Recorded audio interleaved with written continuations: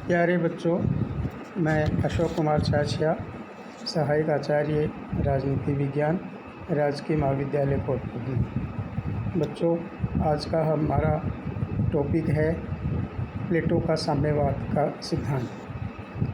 प्लेटो का प्रमुख उद्देश्य उसके न्याय सिद्धांत पर आधारित एक आदर्श राज्य की स्थापना थी, किंतु इस महान उद्देश्य की प्राप्ति के मार्ग में 3 गंभीर बाधाएं हैं।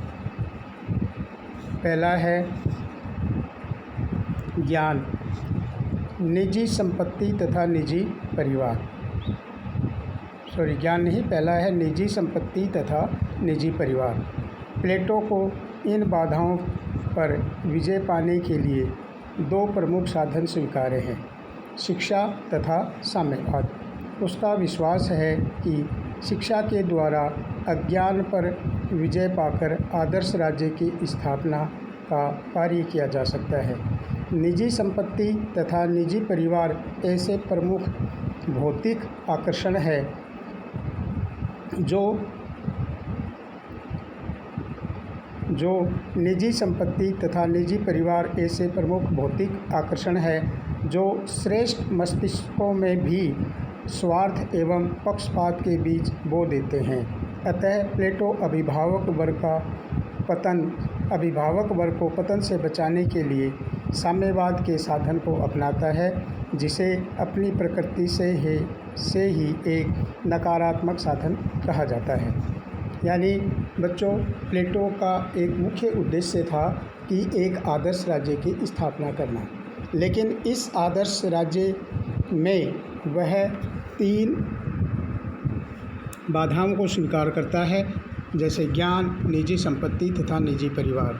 तो पहले का खंडन तो वह ज्ञान का तो वह शिक्षा के द्वारा कर देता है, और निजी परिवार तथा निजी संपत्ति का खंडन वह करता है कि इन दोनों चीज़ों के प्राप्त कर लेने के बाद व्यक्ति क्या है, स्वार्थी बन जाता है। वह निजी हितों की तरफ ध्यान देने लग जाता है, निजी स्वार्थ की पूर्ति करने लग जाता है, और राज्य हित की तरफ वह फैसले नहीं ले पाता है।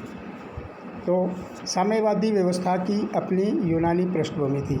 यानी ऐसा नहीं है कि प्लेटो ने यह कोई नवीन धारणा प्रस्तुत की थी या इस तरह की कोई नवीन पृष्ठभूमि, क्योंकि उस समय यूनान के कुछ हिस्सों में साम्यवाद की प्रवृत्ति पाई जाती थी। यानी बहुत थोड़े जगहों पर या कुछ स्थानों पर साम्यवादी प्रवृत्ति हमें दिखाई देती है। जैसे कहा है, प्लेटो ने साम्यवाद की मूल प्रेरणा तत्कालीन यूनानी समाज में मौजूद कुछ परंपराओं एवं विचारों से प्राप्त की है। यूनान के एक नगर राज्य क्रीट में भूमि सामूहिक संपत्ति मानी जाती थी। एक अन्य राज्य स्पार्टा में निजी कृषि से उत्पन्न फसल का एक भाग राज्य के सार्वजनिक भोजनालय को देना होता था, और इसी प्रकार 7 वर्ष की आयु में बच्चे राज्य द्वारा ले लिए जाते थे। स्त्रियों के साम्यवाद की परंपरा भी सीमित रूप में यूनान में प्रचलित थी। एगार्थीशियन लोग अपनी पत्नियों को सार्वजनिक रूप में रखते थे ताकि वे परस्पर भाई बने रहें। स्पार्टा की एक अन्य परंपरा के आधार पर राज्य सेवा हेतु संतान पैदा करने के लिए पति अपनी पत्नियों को अन्यों को दे देते थे। इस प्रकार प्लेटो का साम्यवाद की योजना पूर्णतः नवीन व भौतिक विचार नहीं है, अपितु इसे तत्कालीन यूनान की परंपराओं व विचार जगत से लिया गया है और इसे अधिक स्पष्ट एवं तार्किक ढंग से प्रस्तुत किया गया है। प्लेटो की साम्यवादी व्यवस्था की विशेषताएं। तो इस प्रकार से बच्चों आप देखते हैं कि उस समय यूनान के स्पार्टा, एगार्थीशियन आदि जगहों पर साम्यवादी परंपरा प्रचलित थी। तो प्लेटो ने उन्हीं सिद्धांतों को अपनाकर अपनी योजना, साम्यवादी योजना, एक नवीन तार्किक ढंग से प्रस्तुत की है। अब हम देखते हैं प्लेटो की साम्यवाद की विशेषताएं। पहला है न्याय की पूरक व्यवस्था। प्लेटो की साम्यवादी तथा परिवार से संबंधित साम्यवाद की व्यवस्था की प्रमुख विशेषताएं निम्नलिखित हैं। न्याय की पूरक व्यवस्था। प्लेटो का उद्देश्य न्याय सिद्धांत पर आधारित एक आदर्श राज्य से है। इसकी प्राप्ति में दो प्रमुख साधन हैं, शिक्षण व साम्यवाद। जहाँ शिक्षा योजना न्याय की प्राप्ति का आध्यात्मिक व सकारात्मक साधन है, वहाँ ही साम्यवाद की योजना न्याय की प्राप्ति का भौतिक व नकारात्मक साधन है। दूसरा, मात्र अभिभावक वर्ग से संबंधित। प्लेटो की साम्यवादी योजना को केवल अभिभावक वर्ग अर्थात संरक्षक वर्ग तक ही लागू किया गया है तथा यह व्यवस्था उत्पादक वर्ग पर लागू नहीं होती है। तीसरा है बच्चों, राज्य की एकता की रक्षा अर्थात राज्य की एकता की रक्षक व्यवस्था।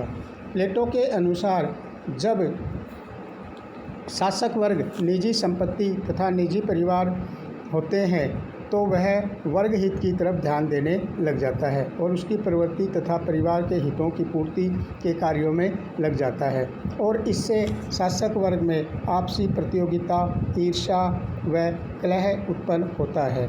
इस स्थिति में जनता का शोषण होता है और वह शासक वर्ग को अपना शत्रु मान बैठती है, जिसके परिणाम स्वरूप राज्य की एकता नष्ट हो जाती है और उसका पतन होता है।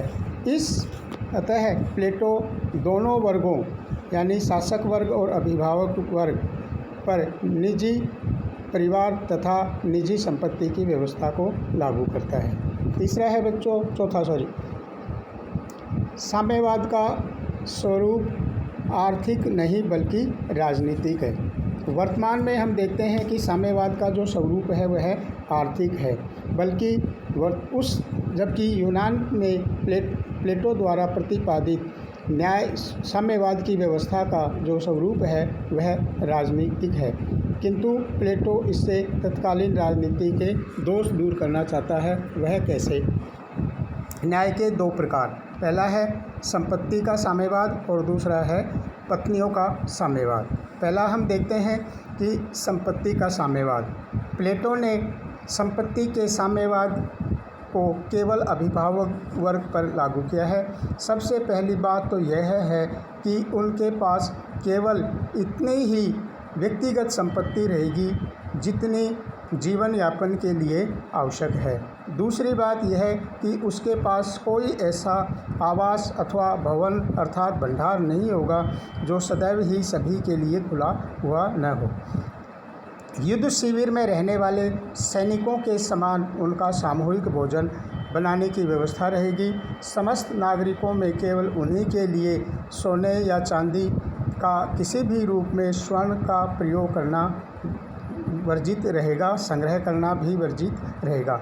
इस प्रकार जीवन व्यतीत करते हुए ही उसने अपनी रक्षा कर सकेंगे तथा वह नगर राज्य की भी रक्षा कर सकते हैं।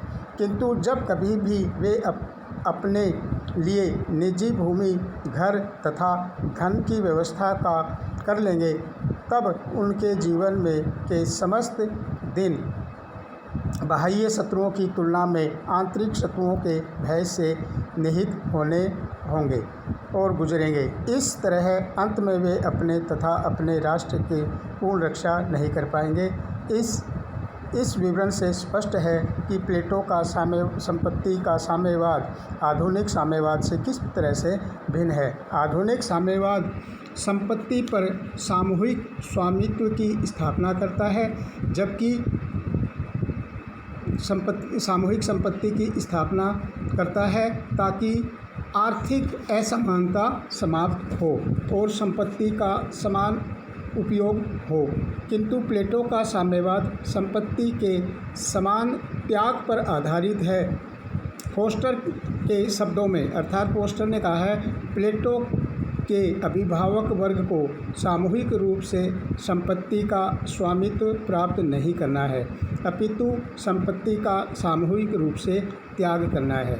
इस प्रकार से संपत्ति के साम्यवाद के संबंध में प्रमुख तथ्य निम्नलिखित है। यानी कहने का मतलब यह है कि बच्चों, जिस प्रकार से आपने देखा होगा कि फौजी युद्ध की जब घड़ी आ जाती है तो उस समय फौजी अपना तंबू बनाकर जैसे रहते हैं, इसी प्रकार की व्यवस्था प्लेटो ने अपने साम्यवाद के संपत्ति के साम्यवाद के संबंध में कही है। उसने कहा है कि अभिभावक वर्ग अर्थात शासक वर्ग को निजी संपत्ति, निजी परिवार और कोई भी निजी भंडार, निजी कुछ भी ग्रहण नहीं करेगा और वह युद्ध में रहने वाले फौजी भाइयों की तरह ही जीवन यापन करेगा, अर्थात उसके पास अपना कुछ नहीं है, यानी राष्ट्रहित सबसे सर्वोपरि है। इसी प्रकार प्लेटो के लिए राज्य का हित सर्वोपरि है और उसके बाद उसका अपना खुद का हित। तो इस तरह से हम देखते हैं संपत्ति के साम्यवाद। तो इस नेक्स्ट अपन पढ़ेंगे संपत्ति के साम्यवाद के आधार। तो इस प्रकार से साम्यवाद द्वारा सैनिक वर्ग तथा दार्शनिक शासक वर्ग को निजी संपत्ति रखने के अधिकार से वंचित रखा गया है तथा सैनिक वर्ग तथा दार्शनिक शासक वर्ग को प्रतिदिन की आर्थिक आवश्यकताओं को पूरा करने का दायित्व राज्य का है। राज्य इन दोनों वर्गों के लिए सार्वजनिक आवास गृहों तथा सार्वजनिक भोजनालयों की व्यवस्था करेगा।